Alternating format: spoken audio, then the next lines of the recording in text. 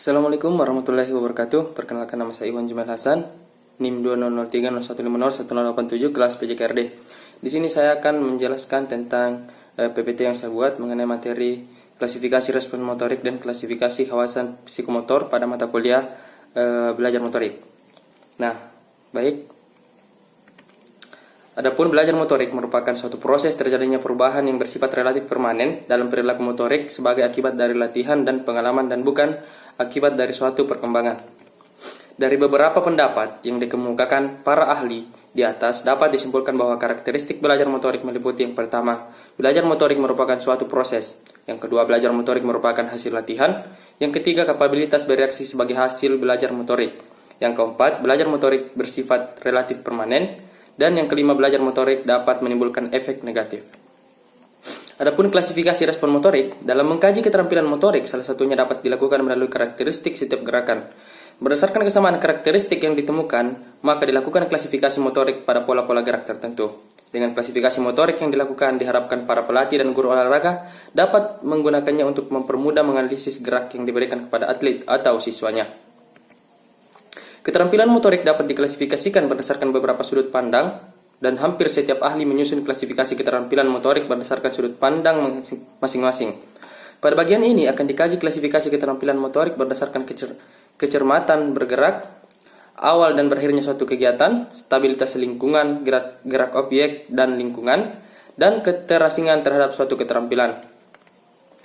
Adapun klasifikasi berdasarkan kecermatan gerak, klasifikasi keterampilan motorik ditinjau berdasarkan kecermatan gerak dapat dibagi menjadi dua, yaitu keterampilan motorik kasar atau gross motor skills, dan B, keterampilan motorik halus atau fine motor skills. Singer 1980. Keterampilan motorik kasar adalah keterampilan motorik yang melibatkan otot-otot besar sebagai penggerak utama. Keterampilan motorik kasar berhubungan dengan besar dan luasnya penggunaan otot-otot dalam tubuh, misalnya berlari, meloncat, memukul, dan sebagainya. Keterampilan motorik halus adalah keterampilan gerak yang melibatkan otot-otot halus sebagai penggerak utama. Sebagai contoh, keterampilan menarik pelatuk senapan, keterampilan melepas anak panah pada cabang olahraga panahan, dan sebagainya. Adapun klasifikasi berdasarkan titik awal dan akhir gerak.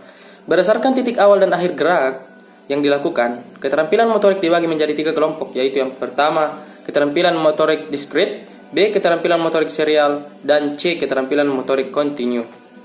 Adapun keterampilan motorik diskrit, keterampilan motorik diskrit adalah keterampilan yang dapat diketahui dengan jelas kapan saat dimulai dan kapan saat berakhir, menurut Singer 1980.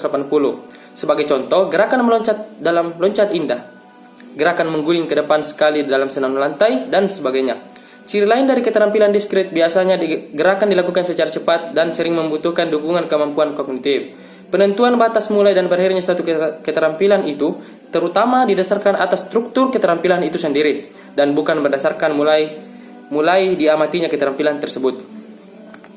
Adapun keterampilan motorik serial, keterampilan motorik serial merupakan gabungan dari beberapa keterampilan motorik terputus yang dilakukan secara berulang-ulang.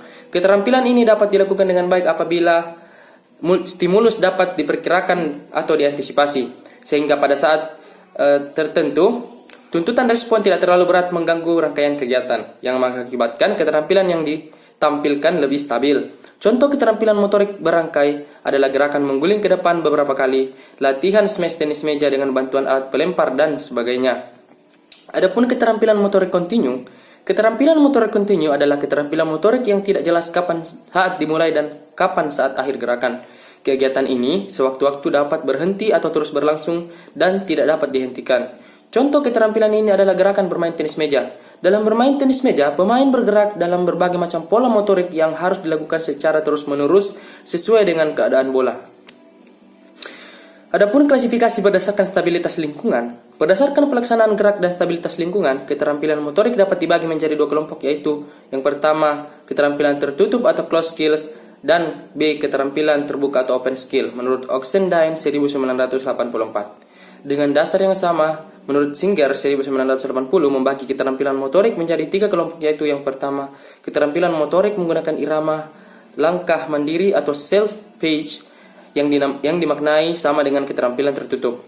Yang kemudian bagian B, keterampilan motorik menggunakan irama langkah terpengaruh faktor lingkungan atau externally page dan internally page. Adapun keterampilan tertutup, keterampilan motorik tertutup adalah keterampilan gerak yang dilakukan dalam kondisi lingkungan yang tidak berubah-ubah dan gerakan dilakukan semata-mata dari stimulus dari dalam perilaku sendiri tanpa dipengaruhi oleh stimulus dari luar. Contoh keterampilan motorik tertutup adalah menembak, memanah, melempar bola, menendang bola, diam, dan sebagainya. Adapun keterampilan terbuka, keterampilan motorik terbuka adalah keterampilan gerak di mana lingkungan selalu berubah-ubah sehingga sukar diprediksi. Gerakan yang dilakukan selain karena adanya stimulus dari dalam diri pelaku, juga dipengaruhi oleh stimulus dari luar, contoh dalam bermain sepak bola. Gerakan-gerakan yang dilakukan oleh seorang pemain selain karena kemauan sendiri juga harus berdasarkan gerakan bola, kawan, dan lawan bermain. Kesemuanya merupakan stimulus yang harus diperhatikan dalam melakukan gerakan. Adapun klasifikasi respon psikomotor, kata kawasan adalah terjemahan dari kata domain yang dapat diartikan sebagai bagian atau unsur.